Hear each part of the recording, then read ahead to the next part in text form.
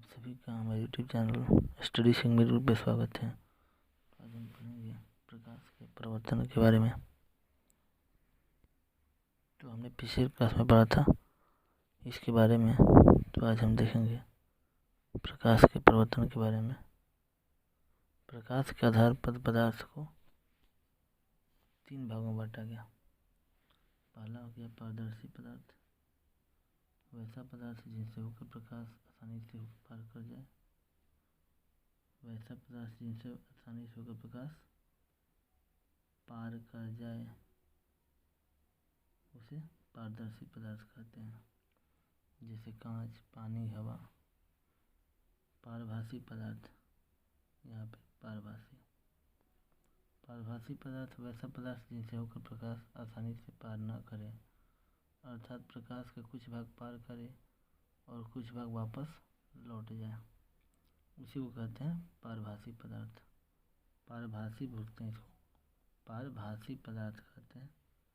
जैसे घिसा हुआ कागज, घिसा हुआ कांच, लगा हुआ कागज, आँख की पलक, रक्त, दूध, इसे प्रकाश पूर्ण रूप से पार नहीं कर पाता है। यानी एक तरह से ये कह सकते हैं कि इस माध्यम में जो वस्तु है वह स्पष्ट दिखाई नहीं देता है, क्योंकि प्रकाश जो है पूर्ण तरह से पार नहीं कर पाता है। और इसमें प्रकाश पूर्ण रूप से पार कर जाता है तो वस्तु जो है, जो भी हम देखते हैं किसी वस्तु को, वो स्पष्ट दिखाई देता है। एक और होता है जिसे प्रकाश बिल्कुल नहीं जा पाता है, उसे कहते हैं अपारदर्शी। तो वैसा पदार्थ जिनसे होकर प्रकाश पार न करे, अर्थात जिस पदार्थ पर प्रकाश गिरने के बाद वापस उसी दिशा में लौट जाती है, उसी को अपारदर्शी कहता है। अपारदर्शी मतलब हो गया कि जिसके पार नहीं देख सकते हैं, और तभी हम नहीं देख सकते हैं किसी वस्तु को जब प्रकाश पार नहीं करे। जैसे लकड़ी, लोहा, प्लेट की, धातु की प्लेट, और कतरा, दीवार, पुस्तक, जो भी हो जाएगा जहाँ प्रकाश है पार नहीं करे। अब प्रकाश का प्रवर्तन क्या होता है? तो जब प्रकाश की किरण किसी दर्पण अथवा सतह पर गिरने के बाद वापस उसी दिशा में लौट जाती है। जैसे क्या करते हैं कि हम एक दीवार पर टॉर्च जलाते हैं, हाथ से ऐसे जाएगी और वापस लौट जाएगी, तो वह ऐसे गई और ऐसे वापस लौटने की घटना को ही प्रकाश का प्रवर्तन कहते हैं। तो जब प्रकाश की दिशा में वापस लौटने की, जब प्रकाश की किरण किसी दर्पण अथवा सतह पर गिरने के बाद वापस उस दिशा में लौट जाती है, तब प्रकाश की उसी दिशा में वापस लौटने की क्रिया को प्रकाश का प्रवर्तन कहते हैं। विन लाइट रे, विन यहाँ पे टी होगा, लाइट, लाइट रे, विन लाइट रे,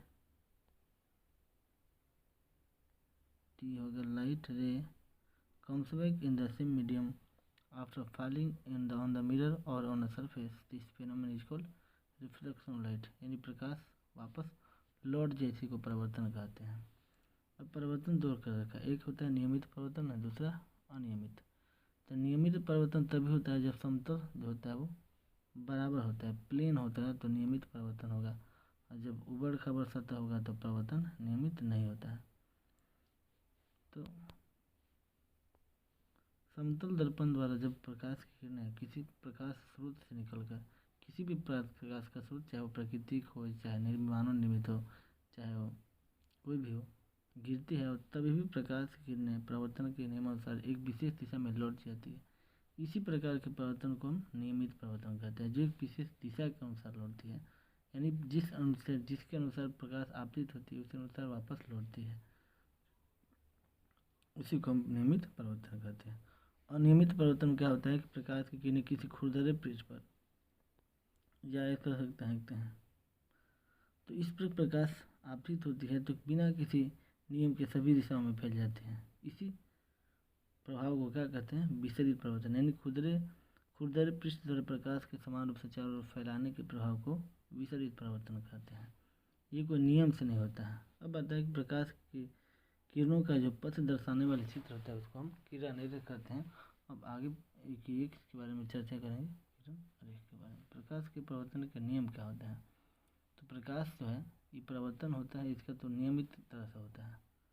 जब सतह या दर्पण प्लेन हो या दर्पण से होकर प्रकाश का प्रवर्तन हो तो वहाँ पे कुछ नियम होता है, जिस नियम के अनुसार प्रकाश का प्रवर्तन होता है।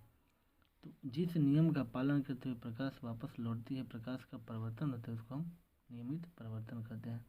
ये प्रकाश के परिवर्तन के नियम कहते हैं उसको।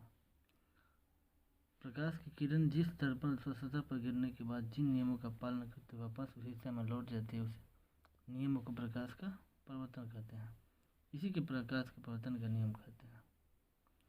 अब इसमें हो सकता है आपतित किरण, जो प्रकाश आ रही है वापस जा रही है तो उसको कहते हैं प्रवर्तित किरण, और आपतन कोण अभिलंब इसको कहते हैं अभिलंब, इसको अभिलंब कहते हैं। इसके बीच के कोण आपतन कोण, ये हो गया अभिलंब, और परिवर्तन कोण इसके बीच परावर्तित किरण, इसके बीच कोण परावर्तन कोण। ये कले की भाग हो गया, ये दर्पण हो गया, ये हो गया समतल दर्पण। अब आपतित किरण क्या होता है? तो किसी दर्पण अथवा सतह पर पड़ने वाली किरण जो दर्पण पर आपतित होती है, यानी यहाँ पे प्रकाश आ रहा है तो इसको कहते हैं आपतित किरण। तो किसी दर्पण अथवा सतह पर पड़ने वाली किरण को आपतित, यहाँ पे आपतित बोलेंगे इसको, आपतित किरण, आपतित किरण कहते हैं। आपतन बिंदु, तो जिस बिंदु पर आपतित किरण अथवा सतह से टकराकर, जो आपतित किरण जो होती है दर्पण अथवा सतह से टकराती है, उसी बिंदु को कहते हैं आपतन बिंदु। परावर्तित किरण, तो प्रकाश की किरण किसी दर्पण अथवा सतह पर पड़ेगी तो वापस लौटेगा, उसी वापस लौटने वाली किरण को परावर्तित किरण कहते हैं, जो वापस लौट जाती है। अभिलंब क्या होता है? तो किसी दर्पण और सतह के किसी बिंदु पर खींचा गया जो लंब होता है, विलंब मतलब जो किसी बिंदु पर लंब है, उसी को हम अभिलंब कहते हैं। अब आपतन कोण क्या होता है? आपतन कोण यहाँ फिगर में आपतित किरण और अभिलंब के बीच बने, आपतित किरण और अभिलंब के बीच बने कोण को आपतन कोण कहते हैं।